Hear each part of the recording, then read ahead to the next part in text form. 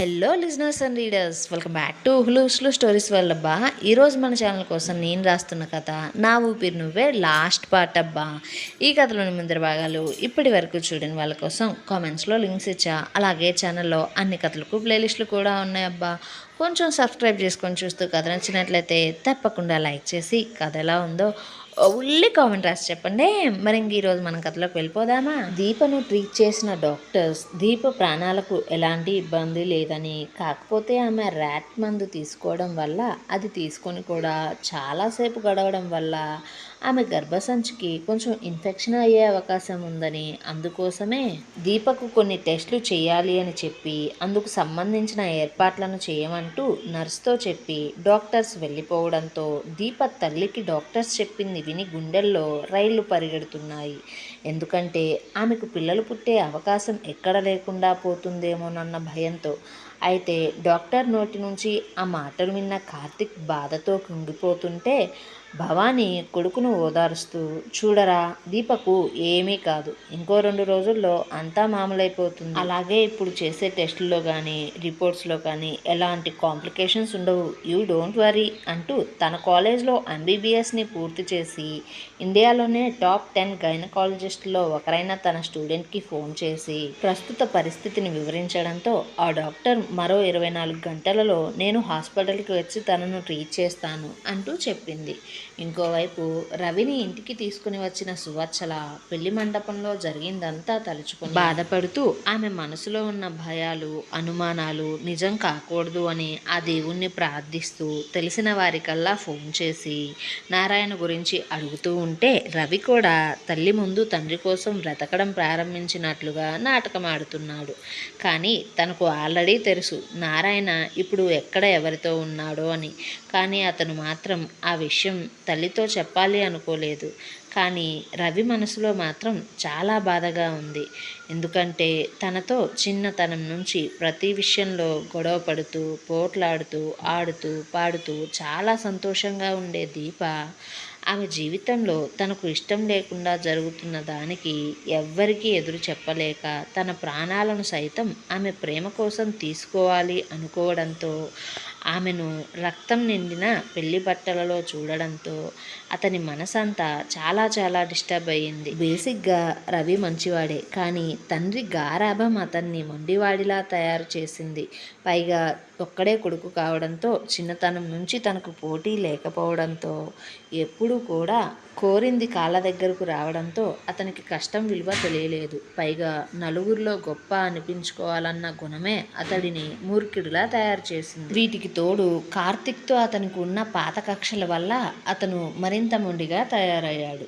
మరోవైపు కల్పన అరకులో ఎవరితో అయితే దీపను కిడ్నాప్ చేయించాలి అని చూసిందో వారు జైలు నుంచి వచ్చిన తరువాత కల్పన బ్యాక్గ్రౌండ్ని తెలుసుకుని ఆమె అందాన్ని చూసి తనను బ్లాక్మెయిల్ చేయాలని డిసైడ్ అయ్యి ఆ రోజు ఆమె ఇంట్లో ఒంటరిగా ఉంది అని తెలిసి ఫోన్ చేయగా అసలే కార్తిక్కి పెళ్లి జరిగిందని తిక్కలో ఉన్న కల్పన ఫోన్ తీసి ఆ రౌడీలతో కోపంగా తన నోటికి వచ్చినట్లు మాట్లాడుతూ బూతులు తిట్టింది.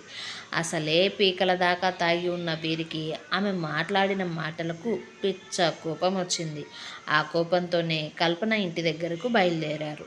ఇంకోవైపు ఉమామహేశ్వర్ అప్పుడే డాక్టర్ రూమ్ నుండి బయటికి వస్తూ తన తల్లి గురించి డాక్టర్ చెప్పిన దాన్ని ఆలోచిస్తూ ఉన్నాడు. అలాగే తన కూతురు తల్లి క్షేమంగా ఇంటికి వస్తే అరుణాచలం కాలినడకన వస్తాను అంటూ ఆ పరమశివుణ్ణి మనసులోనే మొక్కుకుంటూ ఉంటే దీప తల్లి అయిన దమయంతి మాత్రం డాక్టర్స్ చేసే టెస్టులలో దీపకు ఏమీ కాలేదని తెలిసి ఆమె తిరిగి సజావుగా జీవిస్తూ ఆ జీవితంలో తన కడుపును పండించుకొని తల్లి అయితే దమయంతి తన జీవితం మొత్తం ఒంటిపూట భోజనం చేస్తానంటూ మనసులోనే దైవ ప్రార్థన చేసుకుంది. అయితే దీపకు పూర్తిగా మెలకువ రావడంతో ఆమె కార్తిక్ పేరును కలవరించడం చూసిన నర్స్ బయటికి వచ్చి, సార్ మేడం మిమ్మల్ని కలవరిస్తున్నారు అనడంతోనే కార్తిక్ వెంటనే గదిలోకి వెళ్ళి ఆమెను చూడగా దీప కార్తిక్ని చూస్తూ తన గుండెల మీద పచ్చి పసుపుతో బంగారంతో మెరిసిపోతున్న మంగళసూత్రాన్ని ఒక చేతితో పట్టుకొని చిన్న నవ్వుతో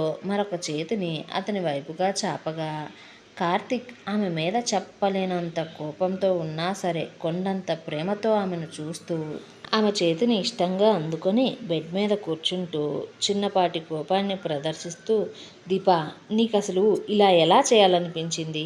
ఇలా చేసే ముందు నా గురించి ఒక్కసారైనా ఆలోచించావా? నువ్వు లేకపోతే నేను ఎలా బ్రతకాలే? అసలు ఈ భూమి మీద నువ్వంటూ లేకపోతే నేను బ్రతికి ఉంటానని నువ్వెలా అనుకున్నావు? అంటుంటే దీప అతని చేతిని తీసుకొని చిన్నగా ముద్దు పెట్టుకుంటూ కొంచెం కష్టంగా నీరసంగా మాట్లాడుతూ, చూడు కార్తీ, నువ్వు నా జీవితంలో ఉండవు అని తెలిసినప్పుడు నాకు ఇంకా బ్రతుకెందుకు చెప్పు? అందుకే నేనే ఈ నిర్ణయం తీసుకున్నా కార్తీ. ఎందుకంటే I love you so much, I love you so much అంటూ మరొకసారి అతని చేతిని ముద్దాడడంతో అదంతా చూస్తున్న కార్తీక్ ఇంకా పరిస్థితుల్లో ఆమెను ఏమీ అనలేక మౌనంగా ఆమె మీదకు చిన్నగా వంగి ఆమె పెదవుల మీద ఒక చిన్న ముద్దు పెట్టుకొని ఐ లవ్ యూ టూరా బంగారం అంటూ ఉంటే వారి ప్రేమను బయట ఉన్నవారు అద్దాల నుండి చూస్తుంటే వారి పెదవుల మీద చిన్నపాటి సంతోషం వచ్చి చేరింది. మరోవైపు సువత్సలకు ఇప్పటిదాకా జరిగింది మొత్తం చూస్తూ పూర్తి స్థాయిలో తన భర్త మీద అనుమానం కలిగి ఆ అనుమానాన్ని ఆమె నిర్ధారణ చేసుకోవడం కోసం బలమైన ఆధారాలేమన్నా ఆ ఇంట్లో దొరుకుతాయేమోనని ఆ ఇంట్లో గడిచిపోయిన రోజులకు సంబంధించిన వస్తువుల కోసం వెతకడం ప్రారంభిస్తే సుమారు 2 గంటల సమయం గడిచిన తరువాత 25 సంవత్సరాల క్రితానికి సంబంధించిన కొన్ని ఫొటోస్ కనిపించాయి స్టోర్ రూమ్స్లో. అవన్నీ కూడా బ్లాక్ అండ్ వైట్ ఫొటోస్. వాటిలో తన అక్క ఫొటోస్ కూడా ఉన్నాయి. ఆమె ఒక ఫోటో మీద తన అక్క ముఖం మీద ఐ లవ్ యూ సింబల్ రాసి ఉంటే మరొక ఫోటో మీద ఇంటూ మార్క్ వేసి ఉంది. ఇంకొక ఫోటో మీద పినుసూదులతో కసిగా పొడిచినట్లుంది. అలాగే మరికొన్ని నారాయణ సరదాగా దిగిన ఫొటోస్ కూడా ఉన్నాయి. ఆ ఫొటోస్ని సువత్సల పరిశీలనగా చూడగా ఆమె చూపు 2 ఫోటోల మీద ఆగిపోయింది. ఆ ఫోటోలలో నారాయణతో పాటు అతని ప్రాణ స్నేహితులైన ఆ ఇద్దరు కూడా ఉన్నారు. నారాయణ ఎన్నోసార్లు సువత్సలతో వారిద్దరి గురించి చెబుతూ తన ప్రాణ స్నేహితులు తన కోసం ఏదైనా చేస్తారు అని చెప్పడం గుర్తుకు వచ్చి అందులో ఉన్న ఒకరిని సువత్సల త్వరగానే గుర్తుపట్టింది. ఎందుకంటే అతను స్వప్న ఇంట్లో పనిచేస్తాడు కాబట్టి. అయితే వీరి ముగ్గురు 25 సంవత్సరాల క్రితం చేసిన ఘోరం తరువాత ముగ్గురు ఒకే చోట ఉంటే ఏ సందర్భంలోనైనా నిజం ఎక్కడ బయటపడుతుందేమోనని ఎవరి ప్రాంతాలకు వారు వెళ్ళిపోయారు. ఆ ఫోటోలను చూసిన సువత్సలకు ఆమె తన అనుమానాన్ని ఆ అనుమానానికి బలపరుస్తూ దొరికిన ఆధారాల గురించి వెంటనే తన అన్నకు ఫోన్ చేసి విషయం మొత్తం చెప్పింది. అయితే అది మొత్తం కూడా రవి బయట నుంచి చూస్తూ ఆమె ఫోన్ పెట్టేయడంతోనే తన దగ్గరకు వచ్చి, అమ్మా, ఏంటమ్మా నువ్వు చేసింది? అసలు ఎందుకు ఇలా చేశావు?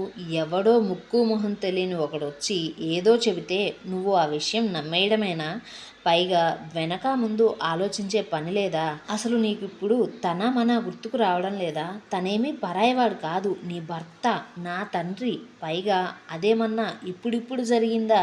ఎప్పుడో 25 సంవత్సరాల క్రితం జరిగిన ఘటన. దాన్ని పట్టుకొని ఇప్పుడు నువ్వు నాన్నను పోలీసులకు పట్టిస్తావా? ఏదో ఆ వయసులో తనను కాదు అని చెప్పింది కాబట్టి ఆ రోజులలో ఏదో తొందరపడి అలా చేసి ఉంటాడు. ఉడుకు రక్తం కదా. అందుకని ఇప్పుడు నువ్వు ఈ వయసులో ఎప్పుడో జరిగిన దానికి నాన్నను శిక్ష అనుభవించేలా చేస్తావా ఏంటి? అసలు ఇదెక్కడి న్యాయమమ్మా? నీ జీవితంలోకి రాకముందు చేసిన చిన్న తప్పుకు నువ్వెలా నాన్నను దోషిని చేస్తావు? అంటూ అతని మాటలు నోటి నుండి పూర్తిగా బయటికి రాకముందే రవి చెంప చెల్లుమనింది. అది నమ్మలేనట్లు రవి తల్లిని చూస్తూ, అమ్మా, ఏంటి నువ్వు అంటుంటే సువత్సల కోపంతో, నేను కంటే పుట్టిన నువ్వు నాకు ఏది ఎలాంటిదో ఎవ్వరు ఎలాంటి వారో చెప్తున్నావారా? అసలు నీ గురించి నువ్వు ఏమనుకుంటున్నావు? ఆ రోజుల్లో ఈ రోజుల్లో మగాడు వేడిరా ప్రేమిస్తే ఒప్పుకోలేదు కాబట్టి ఏదో చిన్న తప్పు చేశాడు అంటూ నాకు పాఠాలు చెప్తున్నావు. సరే, ఒక్క విషయం నిన్ను అడుగుతా, నువ్వు ఇప్పుడు దానికి నాకు సూటిగా సమాధానం చెప్పు. ఎప్పుడో 25 ఏళ్ల క్రితం మా అక్కకు జరిగిన దారుణం ఇప్పుడు నీ చెల్లికి జరిగితే నువ్వు ఇలాగే నీ చెల్లి వాడి ప్రేమను ఒప్పుకోలేదు కాబట్టి, వాడిని ఇష్టపడలేదు కాబట్టి, అందుకే ఏదో వాడు కోపంతో ఆ పని చేశాడు చేశాడు అంటూ సర్దుకుంటావా, లేదా వాడి పేగులు తీసి మెడలో వేసుకుంటావా? ఏం తొందర లేదు, ఆలోచించే సమాధానం చెప్పు. ఈలోపు నేను నీకు ఇంకో విషయం చెప్తా విను. నువ్వు అనుకుంటున్నావు కదా, మీ నాన్న ఏదో వయసు వేడిలో కోపంతోనో మా అక్క మీద పగతోనో ఆ పని చేశాడు అని. సరే, కొంచెం సేపు అలాగే అనుకుందాం. కానీ తరువాత కొంచెమన్నా మీ నాన్నకు పశ్చాత్తాపం ఉండాలి కదరా. కానీ తనెప్పుడు అలా బిహేవ్ చేయలేదు. తనకేదో అన్యాయం జరిగిపోయినట్లు, తననేదో మా వాళ్ళు మోసం చేసినట్లుగా తను మాత్రం అవన్నీ మర్చిపోయి మా కోసం ఎంతో చేస్తున్నట్లుగా బిహేవ్ చేసి ఒక ప్లాన్ ప్రకారం నన్ను పెళ్లి చేసుకున్నాడని నాకు ఇప్పుడు అర్థమైందిరా. సో ఇప్పుడు చెప్పు, మీ నాన్న ఎలాంటివాడు? పైగా ఇప్పుడు కూడా తన గురించి నిజం తెలుస్తుందేమోనన్న భయంతోనే ఒకప్పుడు చేసిన తప్పును మళ్ళీ ఇప్పుడు చేస్తున్నాడు. ఇష్టం లేని పెళ్లితో నీ గొంతును దాని గొంతును కొయ్యాలని చూస్తున్నాడు. నాకేమో ఇదేమీ తెలియక మా అక్కలాగా దీపకు కూడా వాళ్ళు ఎలాంటి అన్యాయం చేస్తారేమోనని మీరేది చెప్తున్నా నమ్ముతూ వచ్చిన. అయినా దీప కార్తిక్ విషయం నీకు కూడా తెలుసు. కానీ నీకేమో కార్తిక్ మీద ఏం చేసైనా గెలవాలి. అందుకోసం నువ్వు నిన్ను ఇష్టపడిన అమ్మాయిని పెళ్లి చేసుకొని దాని జీవితం నాశనం చేయడానికి కూడా వెనకాడలేదు.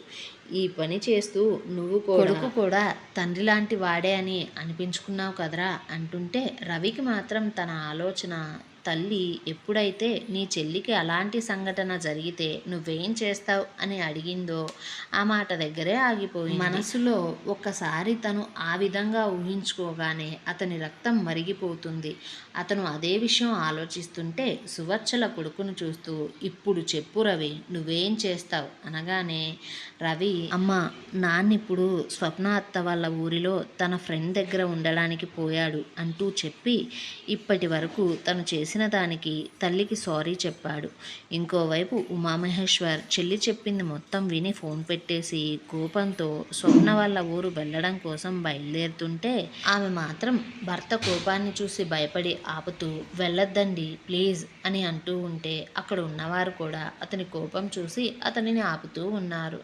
అతను మాత్రం, లేదు, నేను వెళ్ళాలి, వాడిని నా చేతులతో నేనే చంపాలి, అలాంటి వాడు అసలు ఈ భూమి మీదే ఉండకూడదు, వాడిని నేను అసలు బ్రతకనివ్వను అంటూ పెద్ద పెద్దగా అరుస్తూ ఉంటే లోపల ఉన్న కార్తిక్కి ఆ మాటలు వినపడగానే దీప ఆ మాటలకు కంగారు పడడాన్ని చూసి, నేను బయటికి వెళ్ళి చూసి వస్తాను అంటూ అతను బయటికి వచ్చి కోపంతో ఊగిపోతున్న ఉమామహేశ్వర్ని పట్టుకుని ఉన్న విమల్ని, మణికంఠను, శర్మను చూస్తూ ఏంటి విషయం అని తల్లి వైపు చూపు తిప్పగా భవానీ, దమయంతి అతనితో అప్పటి వరకు జరిగిన విషయం మొత్తం చెప్పి ఎంత చెప్పినా సరే ఉమామహేశ్వర్ మాట వినకుండా కోపంతో అక్కడికి వెళ్తానంటున్నాడు. ఇప్పటి వరకు జరిగింది చాలయ్యా, పోలీసులు చూసుకుంటారు అన్నా అసలు వినడం లేదు అంటూ దమయంతి భయపడుతూనే కార్తిక్కి మొత్తం చెప్పడంతో కార్తిక్ ఒక్క 2 నిమిషాలు ఆలోచించుకొని ఉమామహేశ్వర్ ముందుకు వెళ్ళి నుంచొని, అంకిల్,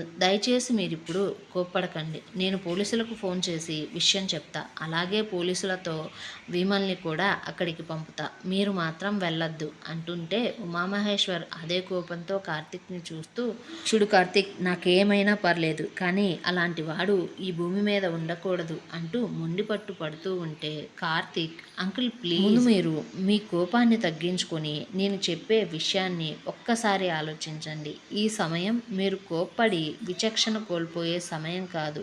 తొందరపాటుతో అసలు నిర్ణయం తీసుకోకూడదు. ఎందుకంటే ఒక పక్క దీప ఇంకా సరిగా కోలుకొనే లేదు, మరోవైపు బామ ప్రాణాలు నిలకడగా లేదు. ఇలాంటి పరిస్థితుల్లో మీ కోపం వల్ల ఏదైనా తప్పు జరిగితే మనకు భరించలేనంత లోటు జరుగుతుంది. బామ తన ప్రాణం కోసం ఎముడితో పోరాడి మరీ బ్రతికినా సరే కూతురి వైధవ్యాన్ని చూసి తట్టుకుంటుందా? అసలు ప్రాణాలతో ఉంటుందా? అంతేకాక దీప రేపటి నుంచి మానసికంగా, శారీరకంగా చాలా స్ట్రాంగ్గా ఉంటేనే తన గర్భసంచికి సంబంధించిన ట్రీట్మెంట్ సజావుగా జరిగి మంచి రిజల్ట్ వస్తుంది. అదంతా ఆలోచించకుండా మీరిప్పుడు ఇలా కోపంతో కక్ష తీర్చుకునే పనులను చేస్తే ఖచ్చితంగా వారిద్దరి ఆరోగ్యం మీద ప్రభావం చూపుతుంది. వయసులో చిన్నవాడినైనా సరే ఎందుకు చెప్తున్నానో అర్థం చేసుకోండి ప్లీజ్ కొంచెం కోపం తగ్గించుకోండి. ఈ 2 కుటుంబాల వారు పోయిన వారిని మాలో చూసుకుంటున్నారు కదా, మరిప్పుడు వాళ్ళ ప్రేమ గెలిచింది. సో మీరు హ్యాపీగా ఫీల్ అవ్వాలి. కానీ ఈ టైంలో మీరు కోపంతో వాడి మీద దాడి చేస్తే ఇక్కడ ఉన్నవారికి అసలు మనశ్శాంతి ఉండదు అంటూ ఉమామహేశ్వర్ చేయి పట్టుకొని, అంకుల్ దీపం చూద్దాం పదండి అంటూ అతనిని లోపలికి తీసుకుని వెళ్ళిపోయాడు. ఉమామహేశ్వర్ మీద కార్తిక్ మాట్లాడిన మాటలు మంత్రాలలా పనిచేస్తున్నాయి. లోపల దీప దగ్గర ఉమామహేశ్వర్ని వదిలి అతను బయటికి వచ్చి, విమల్, నేను పోలీసులకు ఫోన్ చేసి విషయం చెప్తా. నువ్వు స్వప్న అత్తయ్య మామయ్యతో కలిసి అక్కడికి వెళ్ళి అక్కడి సంగతి అంతా చూసుకో అని చెప్పగా వారక్కడి నుంచి బయలుదేరారు. కల్పన ఇంటిలో ఒంటరిగా కూర్చొని జరిగిన దాని గురించి ఆలోచిస్తూ పిచ్చి పట్టిన దానిలాగా ఉండలేక, కార్తిక్ దీప జీవితంలో అసలు ఇప్పుడు ఏం జరుగుతుందో, దీప పరిస్థితి ఎలా ఉందో తెలుసుకోవడం కోసం తండ్రికి ఫోన్ చేసినా సరే అతను పోలీసులతో పాటు తిరగడం వల్ల ఫోన్ తీయలేదు. అందువల్ల ఇక ఆమె లాభం లేదు అనుకుని కార్తిక్ దగ్గరకు బయలుదేరగా ఆమె కార్ కాంపౌండ్ వాల్ దాటడం ఆమె కోసం వచ్చిన రౌడీలు చూసి ఆ కార్ని ఫాలో అవుతూ సిటీ చివర్లో ఆ కారుకు వారి బైక్స్ని అడ్డుపెట్టి కారు ఆపి కారు నుండి బలవంతంగా ఆమెను దింపుతూ తాగిన మత్తుతో రౌడీలు ఆమెతో అసభ్యంగా ప్రవర్తిస్తూ చివరకు ఆమెను అదే కారులో తిరిగి ఎక్కించుకొని దట్టమైన పొదల మధ్యలోకి తీసుకుపోయి కల్పనను, నువ్వు కారు మా అందరికీ చెప్పిన పని చేయడం చేత కాదన్నావు కదా అంటూ ఆమెను కారు నుంచి బయటకు లాగిపడేసి వారికి నచ్చినట్లుగా ఆమెతో ప్రవర్తించాలని చూస్తూ ఆమె వారితో అన్న మాటలను మరొకసారి తలుచుకుంటూ, ఏంటే మాకొక ఆడదాన్ని పాడు చేయడం రాదు అన్నావు కదా, అందుకే ఇప్పుడు ఎలా పాడు చేయాలో మేము నీ దగ్గర నీ మీద నేర్చుకుంటాం. అలాగే మేము ఎంతవరకు నేర్చుకున్నామో నువ్వే చూసి ఒక్కొక్కరికి మార్కులు వేస్తే బాగుంటుంది అంటూ చాలా అసభ్యంగా మాట్లాడుతున్నారు. అలాగే వారి నలుగురు ఆమె ముందు ఇన్నాస్ మీద నిలబడి, నువ్వే చెప్పవే, ఎవరికి ముందు నీ దగ్గర పాఠం నేర్చుకునే అవకాశం ఇస్తావు అంటూ ఉంటే కల్పనకు తన భయంకరమైన పరిస్థితి తన కళ్ళ ముందే కనిపిస్తుంది. ఆమె ఉన్న స్థితిని తలుచుకుంటూ ఆమె మీద జరగబోయే దారుణాన్ని ఊహించుకుంటే ఆమెకు వెన్నులో వణుకు పుట్టి వారికి ఆమె తన 2 చేతులు ఎత్తి మొక్కుతూ, ప్లీజ్ నన్నేమీ చేయొద్దు, దయచేసి నన్ను వదిలేయండి, మీకు ఎంత డబ్బు కావాలంటే అంత డబ్బు ఇస్తాను అంటూ బ్రతిమలాడుతూ ఉన్నా సరే అసలు వారు తన మాటలు వినిపించుకునే సిచ్యువేషన్లో కూడా లేరు. అయితే అప్పటికే వారు పీకల దాకా తాగి ఒళ్ళు తెలియని స్టేజ్కి వారందరూ వెళ్ళిపోయి చాలాసేపు అయిపోయింది. అయినా సరే ఆడదాని వాసన తగలగానే వారికి కోరికలు గుర్రాలవ్వడంతో వారిలోని సహనం చచ్చిపోయి వారిని ఎంతలా బ్రతిమలాడుతున్నా సరే వారు కల్పనను అనుభవించాలని ప్రయత్నం చేస్తూ ఉంటే వారి నుంచి తప్పించుకునే క్రమంలో కల్పన తన సాయశక్తులను ఒడ్డి పోరాడుతూ చివరికి దేవుడి మీద భారం వేసి, స్వామి, నా జీవితం నాశనం కాకుండా కాపాడు, దయచేసి నన్ను ఈ రాక్షసుల నుంచి రక్షించు, అలా చేస్తే ఇక మీదట నేను ఎవరి నాశనాన్ని కోరుకోను, అలాగే ఎవ్వరికి ఎలాంటి హాని చెయ్యను, ఇప్పటిదాకా నేను చేసిన నేరాలకు పాపాలకు ఇది నువ్వు నాకు విధించిన శిక్ష అనుకుంటాను, దయచేసి నన్ను కాపాడు అనుకుంటూ మనసులోనే దేవుణ్ణి ప్రార్థిస్తూ వారితో పోరాడుతూ ఉన్న సందర్భంలో వారిలో ఇద్దరు తాగిన మత్తుతో కింద పడిపోవగానే అదే సమయం అనుకుంటూ దీప అక్కడి నుంచి పరిగెడుతూ ఆ పక్కనే పొలాలలో గొర్రెల మందలు పొలాలకు ఎరువులు వేయడం కోసం ఉంటే వాటికి కాపలాగా కొన్ని కుటుంబాలు ఉండడాన్ని చూసి అక్కడికి పరిగెత్తుకుంటూ వెళ్ళి అక్కడ ఉన్నవారికి జరిగింది మొత్తం చెప్పడంతో ఆమె వెనకనే వచ్చిన వారిని కొట్టి పోలీసులకు అప్పగించారు అక్కడ ప్రజలు. కల్పన తన మాట ప్రకారమే ఆ క్షణం నుండి కార్తిక్ని ఒక స్నేహితుల్లా చూసుకుంటాను అంటూ ఎట్టి పరిస్థితుల్లో అతన్ని దక్కించుకోవడం కోసం ఇక ఎలాంటి ప్రయత్నం చేయను అంటూ తనకు తానే మాటిచ్చుకుంది. దీప పట్ల కూడా ఇప్పటి వరకు చేసిన దానికి మనసులోనే పశ్చాత్తాపంతో ఆమెకు క్షమాపణ చెప్పుకుంది. విమల్ పోలీసులతో వెళ్ళి నారాయణను అలాగే అతని స్నేహితులను అరెస్ట్ చేయించాడు. రవికి ఆ విషయం తెలిసి బెయిల్ కోసం చూస్తూ ఉంటే సువత్సల అది గమనించి అందుకు అంగీకరించకుండా, చూడురా రవి, మీ నాన్న గాని జైలు నుండి బెయిల్ మీద బయటికి వస్తే నేను తనకు ఈ వయసులో విడాకులను ఇచ్చి నేను నా పుట్టింటికి పోతా, అలాగే నా కూతుర్ని కూడా నా వెంట తీసుకొని పోతా, నీకు మీ నాన్న కావాలి అంటే ఇక మీదట నువ్వు ఈ అమ్మను చెల్లిని మర్చిపో. నేను నా ఇంట్లో అడుగుపెట్టిన మరుక్షణమే నీతోనూ మీ నాన్నతోనూ నాకు ఎలాంటి సంబంధం ఉండదు అంటూ చెప్పడంతో రవి ఇక చేసేదేమీ లేక మౌనంగా ఉండిపోయాడు. భవానీ పిలిచిన డాక్టర్ వచ్చి దీప రిపోర్ట్స్ అన్నిటినీ చూసి తనకు 3 మంత్స్ ట్రీట్మెంట్కి సంబంధించిన కోర్సును, తను తీసుకోవాల్సిన డైట్ని కూడా ప్లాన్ చేసింది. అలా దీప ఇంకా కాంతమ్మ హాస్పిటల్ నుంచి 5 డేస్ తర్వాత డిశ్చార్జ్ అయ్యారు.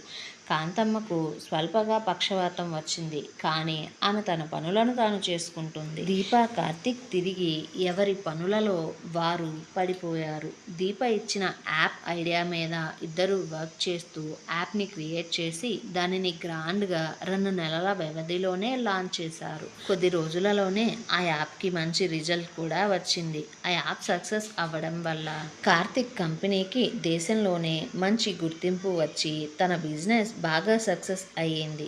దీప 3 నెలల ట్రీట్మెంట్ పూర్తయిన తరువాత చాలా బాగా రికవరీ అయ్యింది. దానితో ఆమెను మళ్ళీ టెస్ట్ చేయగా ఆమె నుంచి ఇప్పుడు ప్రొడ్యూస్ అవుతున్న ఎగ్స్ ముందు ఎగ్స్ కన్నా ఆరోగ్యంగా ఉండడంతో వారందరూ చాలా సంతోషంగా ఉన్నారు. చివరికి 2 కుటుంబాల వారు కలిసి కార్తిక్ కోరుకున్నట్లుగానే దీప ఆరోగ్యం పూర్తిగా మెరుగవ్విన తరువాతే వారికి శోభన ముహూర్తాన్ని పెట్టించారు.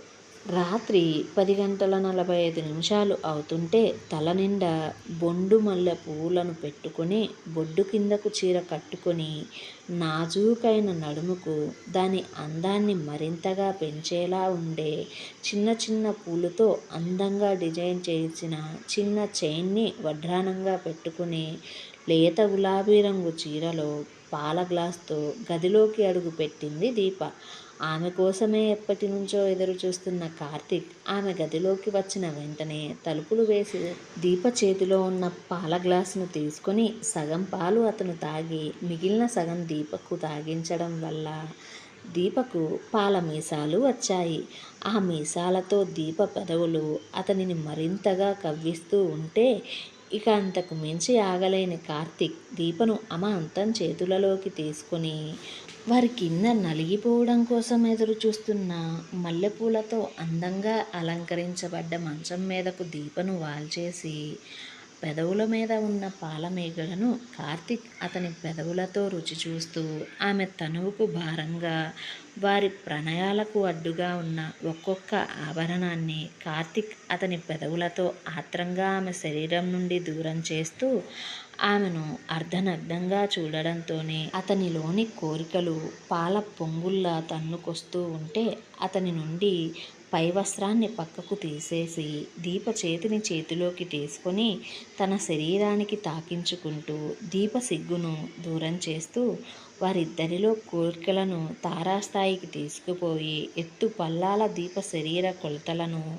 అతని శరీరంతోనే ఇంచు ఇంచుగా కొలుస్తూ ఆమె అతనికి చూపిస్తున్న ప్రేమకు మరికొంచెం దీటుగా ప్రేమకు అతని సమాధానాన్ని ఇస్తూ వారిద్దరి మధ్య ఉన్న ఆ కొంచెం సిగ్గును కూడా దూరం జరిపేసుకుని ఒకరినొకరు ఆత్రంగా అల్లుకుంటూ వారి తొలి కలయికలోని ప్రతి నిమిషాన్ని వారు పరవశంగా అనుభవిస్తూ వారి కళ్ళ ద్వారా ఒకరి భావాలను మరొకరు తెలుసుకుంటూ ఆ నిశీధి రాత్రిలో 2 శరీరాలు అలుపెరుగని ఆటలో గెలుపు కోసం పోరాడుతూ గడియారం అనేది ఒకటి ఉంటుంది అనే విషయం మర్చిపోయి మరీ మన్మథ సామ్రాజ్యంలో మునిగి తేలుతున్నారు. ఏమంటో మరి ఈ కథ మీకు ఎలా అనిపించిందో, 10కి ఈ కథకు మీరెన్ని మార్కులు వేస్తారో కూసంత కామెంట్ చేసి చెప్పండి అబ్బా.